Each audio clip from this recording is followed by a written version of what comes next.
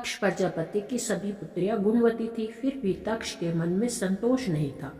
वे चाहते थे उनके घर में एक ऐसी पुत्री का जन्म हो जो सर्वशक्ति संपन्न हो एवं सर्वविजयनी हो। अतः दक्ष एक ऐसी ही पुत्री के लिए तप करने लगे। तप करते करते अधिक दिन बीत गए तो भगवती आधा ने प्रकट होकर कहा, मैं तुम्हारे तप से प्रसन्न हूँ। तुम किस कारण तप कर रहे हो? दक्ष ने तप करने का कारण बताया तो माँ बोली, मैं स्वयं पुत्री रूप में तुम्हारे यहाँ जन्म धारण करूंगी। मेरा नाम होगा सती। मैं सती के रूप में जन्म लेकर अपनी लीलाओं का विस्तार करूंगी। फलतः भगवती आधा ने सती रूप में दक्ष के यहाँ जन्म लिया। सती दक्ष की सभी पुत्रियों में सबसे अलौकिक थी।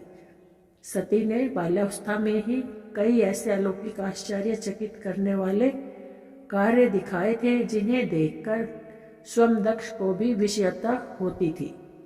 जब सती विवाह योग्य हो गई तो दक्ष को उनके लिए वर की चिंता होने लगी। उन्होंने ब्रह्मा जी से इस विषय में परामर्श किया।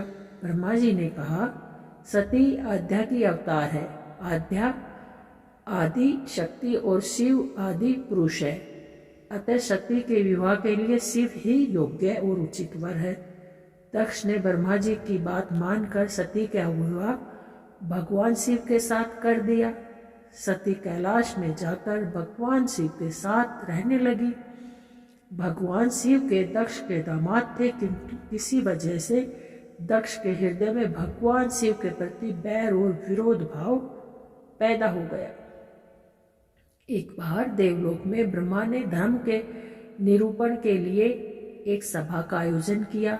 सभी बड़े बड़े देवता सभा में एकत्रित हुए। भगवान शिव भी इस सभा में बैठे थे। सभा मंडल में दक्ष का आगमन हुआ। दक्ष के आगमन पर सभी देवता उठकर खड़े हो गए, पर भगवान शिव खड़े नहीं हुए। उन्होंने दक्ष को प्रणाम भी नहीं किया। फलतः दक्ष ने को अपमान अनुभव किया। केवल यही नहीं, उनके हृदय में भगवान शिव के प्रति ईर्ष्या की आग जल उठी। वे उनसे बदला लेने के लिए समय और अवसर की प्रतीक्षा करने लगे।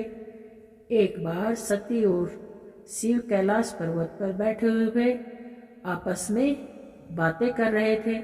उसी समय आकाश मार्ग से कई विमान कनखल की ओर जाते हुए दिखाई पड़े। सती ने उन विमानों को देखकर भगवान शिव से पूछा, प्रभु यह सभी विमान किसके हैं और कहाँ जा रहे हैं? भगवान शंकर ने उत्तर दिया, आपके पिता ने बड़े यज्ञ का आयोजन किया है और समस्त देवता और देवतागण इन विमानों में बैठकर यज्ञ में सम्मिलित होने के लिए जा रहे हैं। इस पर सती ने दूसरा प्रश्न किया, क्या मेरे पिता ने आपको यज्ञ में सम्मिलित होने के लिए नहीं बुलाया?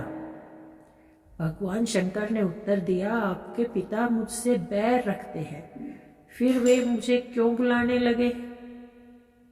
सती मन ही मन सोचने लगी और फिर बोली, यज्ञ के इस अवसर पर अवश्य मेरी सभी बहनें आएंगी।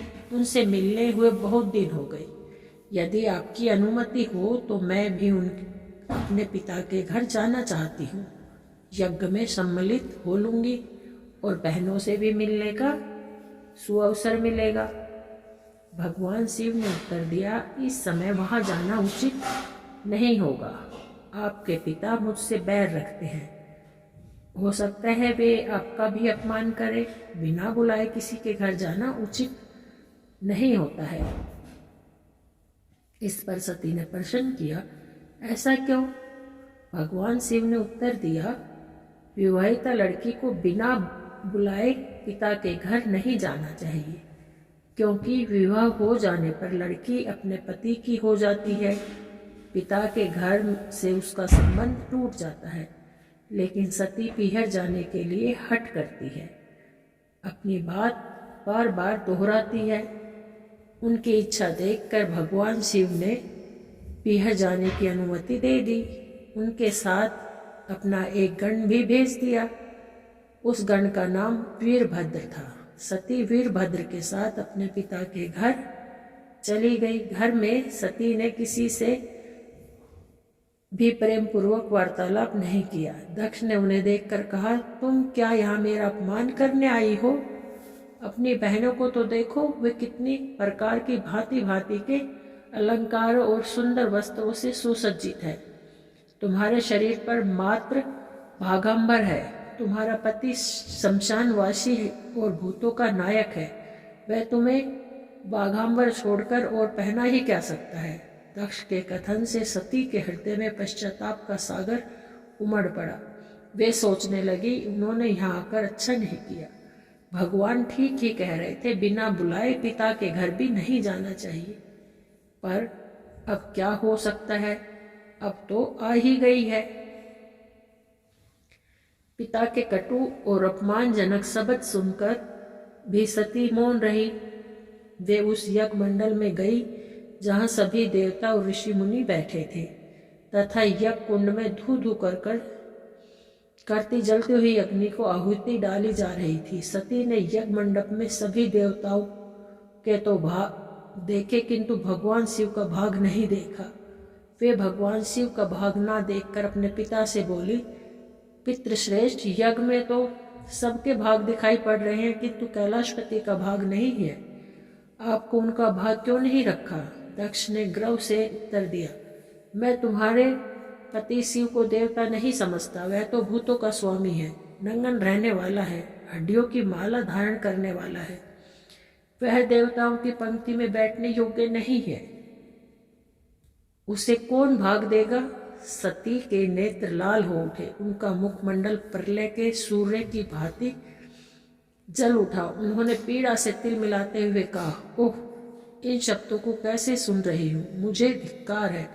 देवताओं, तुम्हें भी धिक्कार है कि तुम भी उन कैलाशपति के लिए इन शब्दों को कैसे सुन रहे हो, जो जंगल के प्रतीक है और जो क्षण मात्र में संपूर्ण सृष्टि को नष्ट करने की शक्ति रखते हैं। वे मेरे स्वामी हैं। नारी के लिए पति ही स्वर्ग होता है, तो नारी अपने पति के लिए अपमानजनक शब्दों को सुनती है, उसे नर्क में भी जगह नहीं मिलती।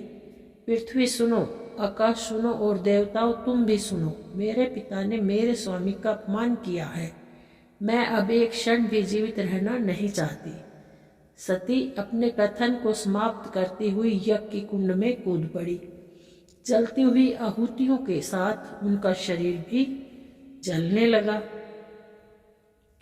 यज्ञ मंडप में खलबली पैदा हो गई, हाहाकार मच गया। देवता उठकर खड़े हो गए। वीरभद्र क्रोध से कांप उठे। वे उछल उछल कर यज्ञ का विध्वंस करने लगे। यज्ञ मंडप में भगदड़ मच गई। देवता और ऋषि मुनि भाग खड़े हुए। वीरभद्र ने देखते ही देखते दक्ष का मस्तक काटकर फेंक दिया। समाचार भगवान शिव के कानों में भी पड़ा। वो प्रचंड आंधी की भांति कनखल जा पहुँचे। सती के जले हुए शरीर को देखकर भगवान शिव ने अपने आप को भूल गए।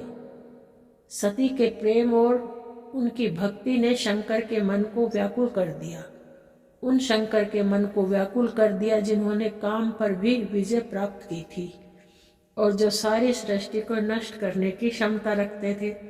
वे सती के प्रेम में खो गए, बेसुध हो गए। भगवान शिव ने उन्मत्त की भांति सती के जले हुए शरीर को कंधे पर रख लिया। वे सभी दिशाओं में भ्रमण करने लगे।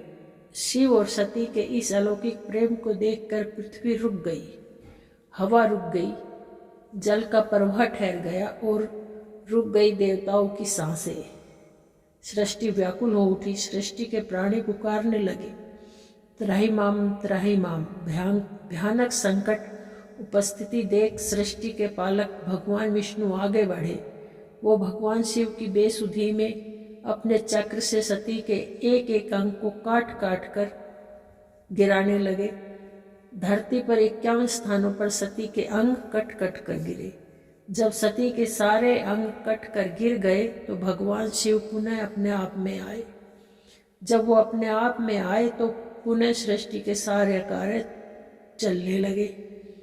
धरती पर जिन 51 स्थानों पर सती के अंग कट कट कर गिरे थे, वही स्थान आज शक्तिपीठ माने जाते हैं। आज भी उन स्थानों में सती का पूजन होता है, उपासना होती है। धन्य था शिव और सती का प्रेम। शिव और सती के प्रेम ने उन्हें अमर और वंदनीय बना दिया। तो दोस्तों, यह थी शिव पार्वती की कहानी। आपको